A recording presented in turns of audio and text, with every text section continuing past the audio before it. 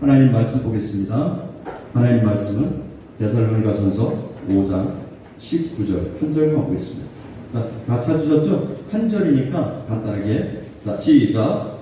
성령을 소멸치 말며. 다시 한번 합니다. 성령을 소멸치 말며. 자, 오늘 말씀은 성령을 소멸치 말며라고 하면서 제목을 불을 끄지 마라 라는 제목을 가지고 말씀을 같이 나누려고 합니다. 불을 꺼야 되겠죠. 불을 끄지 말라면 좀 이상하잖아요. 그렇죠? 근데 오늘 제목은 불을 끄지 마라 이렇게 정해봤습니다.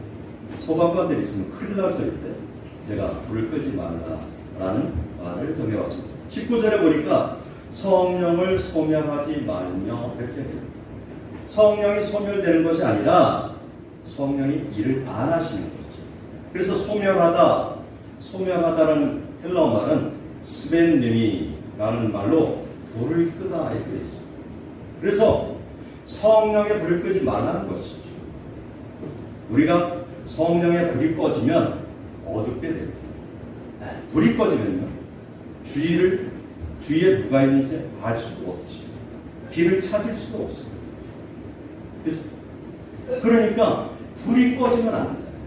우리가 지금 열대야인데 전기가 아파트에 나가서 한 30분만 전기가 안 들어온다고 생각을 해보십시오. 정말 너무도 힘든 시간들을 보낼 수밖에 없죠. 그런데 우리에게 성령의 불이 꺼지면 힘들다는 건 생각을 안 하죠. 구약 시대에는 성령이 한번 임재하면 성령이 또 떠나갔습니다. 우리가 사무엘상 16절에 보면 사울 왕이 성령 임했죠. 그래서 왕으로 기름 부음 받았습니다. 그런데 사울 왕이 하나님의 명령 앞에 순종하지 않을 때 아말렉을 멸하고 아각 왕도 멸하고 다 쓸어버리라고 얘기했죠. 그럼에도 불구하고 사울 왕은 아각을 사로잡았죠.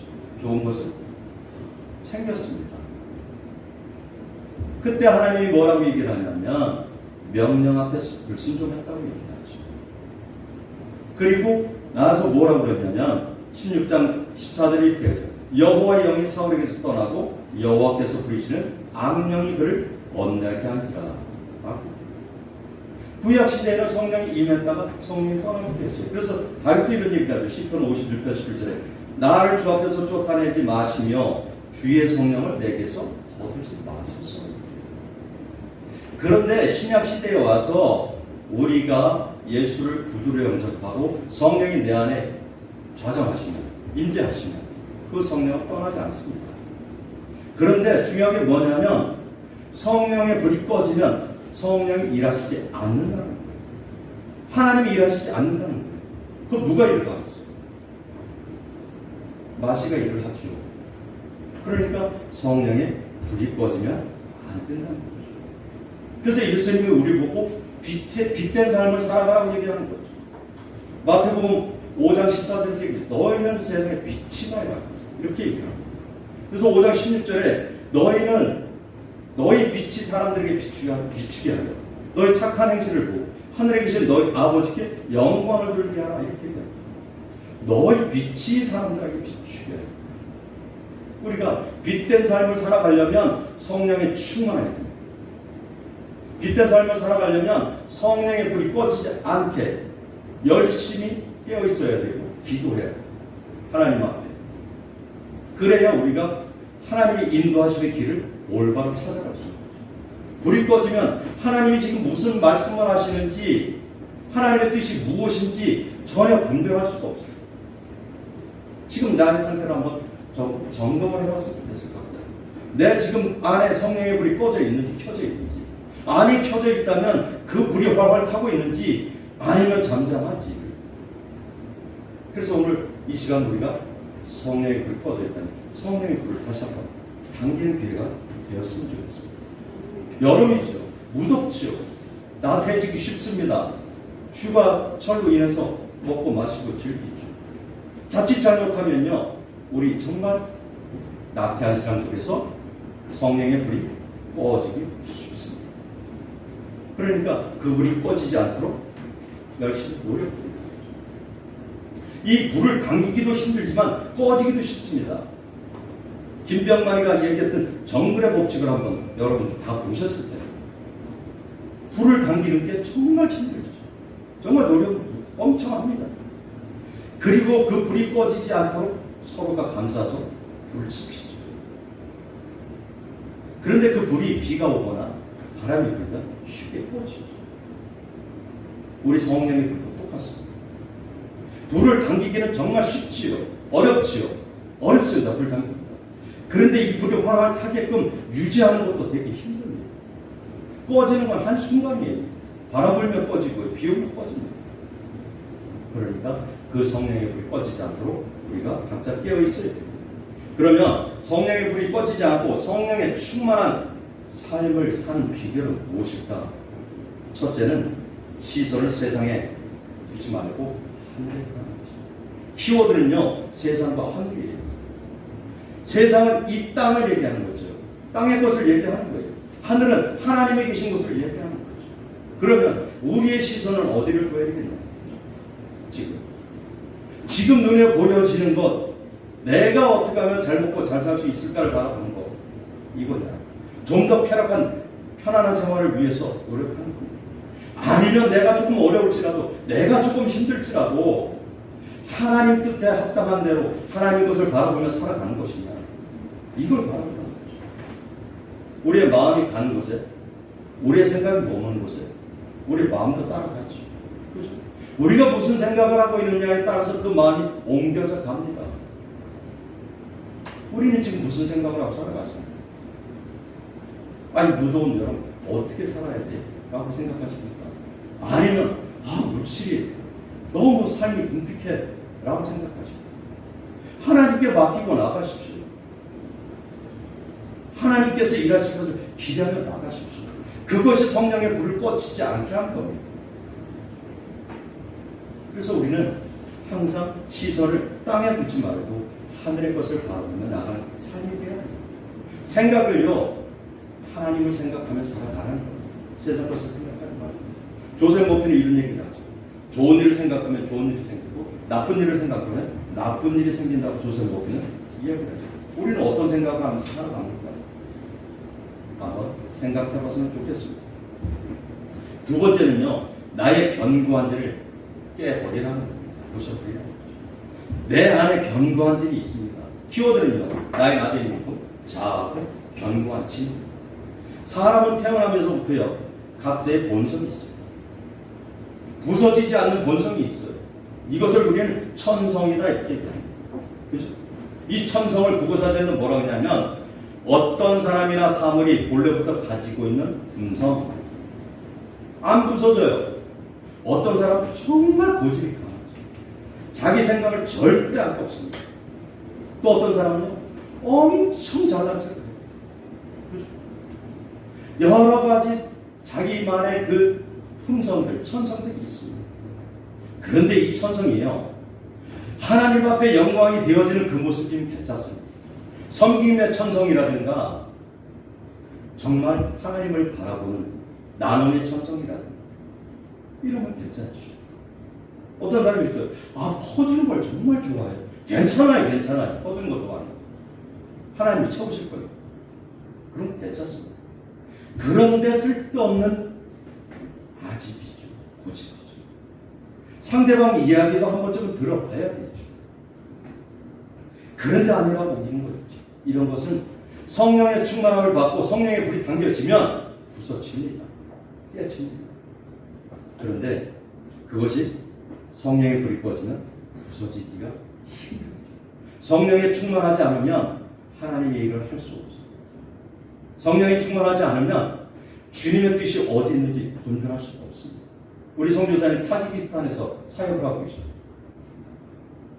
성령이 충만하지 않다면, 하나님 중심으로 살아가지 않는다면, 우리 권사님 아까도 왜 거기까지 가서 고생을 해? 제가 이따 물어보라고 했어요. 왜 거기까지 가서 고생하고 애쓰는지 우리 오 권사님 꼭 물어보세요. 선교사님한테. 어린 딸을 데리고 거기서 왜 공산국가에서 하나님이 안 계시면 안 해요. 그 일. 그렇죠? 하나님이 살아 계시니까 하나님을 증거하기 위해서 하는 거죠. 그리고 그 일이 성령에 충만하지 않고 성령의 불이 꺼지면 그 일을 감당할 수 없어요. 날마다 낙심하는 거죠. 왜 이렇게 힘들어? 왜 이렇게 하는 거죠? 그런데 하나님이 함께 하시고 성령이 충만하니까 성령의 불이 꺼지지 않으니까 그 일을 감당하는 거죠. 그런 생활을 살다 보니까 내 안에 자아는 부서지는 거예요. 아니 우리 선교사님이라고 고집이 없겠습니까? 자기 생각이 없겠습니까? 그죠? 저하고 3년 동안 같이 공부했거든요. 다 있어요. 자기 안에 주관이 있어요. 약간 진보거든요. 그래서 하나님의 일을 가지고 가는 거예요. 네. 그러니까 정말 우리 안에 그 견고한 뜻, 그것도 하나님의 영광에서 내려놓는 거예요. 그래서 협력하는 거고요.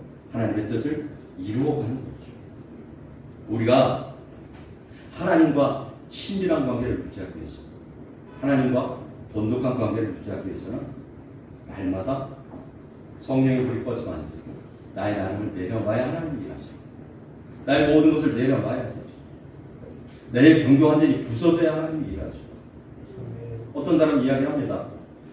나는 왜 이렇게 사업이 안 되는 거야? 왜 이렇게 뭐가 안 풀리지? 제가 그런 적이 있죠. 장로님 내려놓으십시오. 안에 거 다 비워야 하나님이 채워줘요. 붙들고 있는데 하나님이 채웁니까? 안 채워줘요. 그러니까 그 모든 것을 다 내려놓을 때 하나님께서 채워요. 또 세 번째로는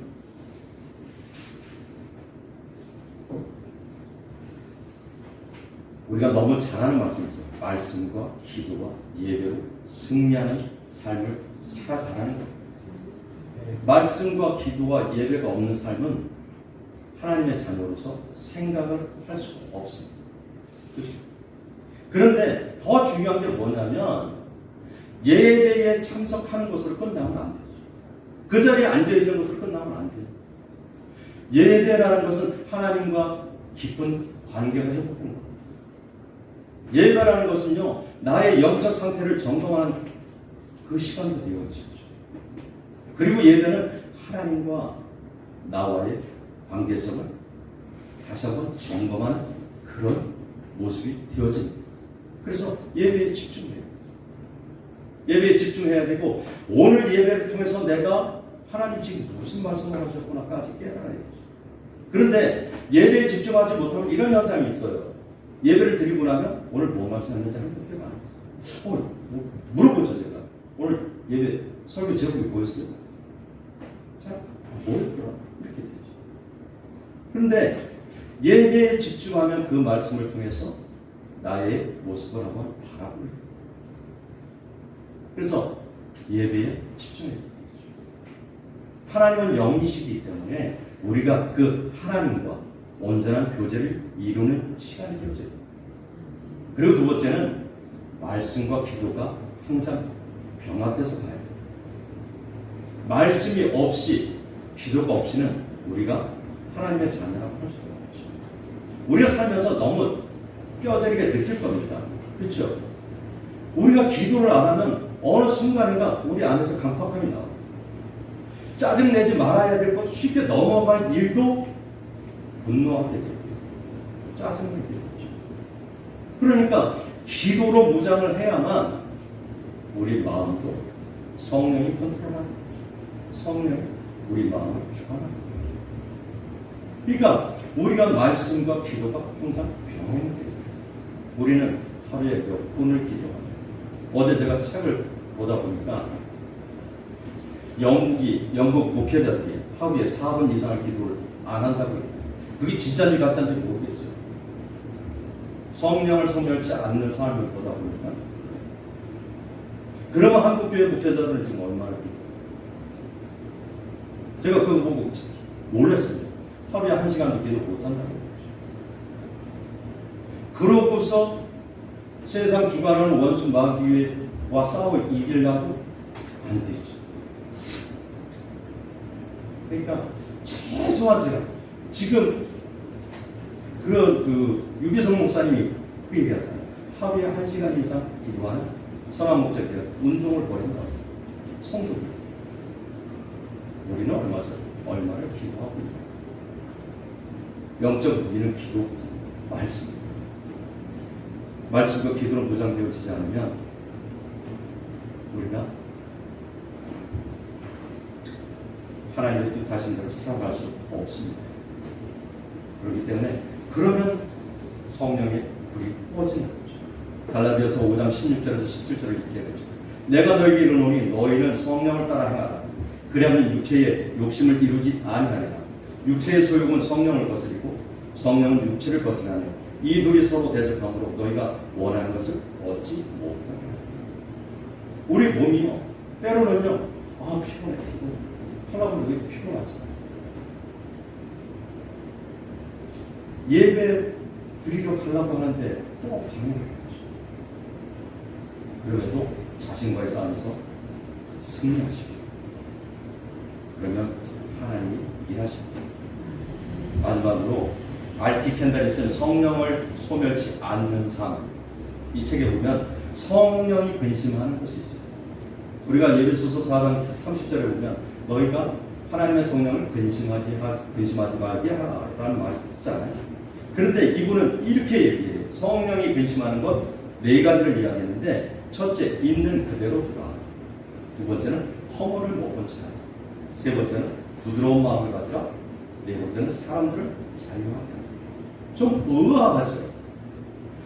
의아한데 들어가서 설명을 들어보면 맞구나라는 생각이 들어요. 제가 잠깐 설명을 하면 첫째, 있는 그대로 두라는 것은 뭐냐면 부정적이고 바람직한 일들을 바로잡으려고 노력하지 말라는 거예요.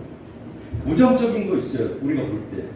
그런데 그것을 바로잡으려고 노력하다 보면 자칫 잘못하면 우리가 사단의 그 괴기에 빠질 수 있다. 하나님이 하시게끔 하나님 그분의 때에 그분의 방법으로 하시게끔 놔두라는 거죠.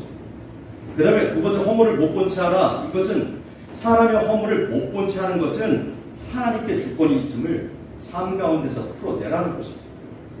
못 본 채 한다는 것은 눈을 감아주는 것입니다. 우리 사회 부도덕성이나 범죄를 목적으로 하는 것 등을 못 본 채 하라는 것이 아니에요. 다만 우리가 다른 사람으로부터 폭언을 들었을 때, 안 좋은 말을 들었을 때 우리의 마음의 자세를 이야기합니다. 그 다음에 부드러운 마음을 가지라. 서로 부드러운 마음으로 방어적인 태도를 버리고 상대의 잘못을 지적하는 것을 멈추라. 그래서 자신을 높이고 교만한 태도는 성령을 근심하게 하고 기름 부음을 사라지게 하니까 부드러운 마음으로 나아가는 거예요. 네 번째는 사람들을 자유하게 하는 거예요. 예수님과 성령님의 사역은 결국 구속으로부터 해방입니다. 전적으로 용서하고 아는 바를 아무에게도 말하지 말고 사람이 거부감 느끼지 않도록 배려하는 것입니다. 이것이 지금 우리 켄달 목사님이 쓴 성령이 근심하는 것을 막는 것입니다. 정리하면 우리 안에 성령의 불이 꺼지지 않게 하기 위해서는 시선을 세상 것에서 하늘로 옮기라는 것입니다. 땅에서 하늘의 것, 하나님의 것을 바라보라는 것입니다. 두 번째는 내 안에 부서지지 않는 더러운 고집, 아집, 교만함, 나태함 다 예수 이름으로 못 받고 하나님만 바라보고 나아가는 거죠.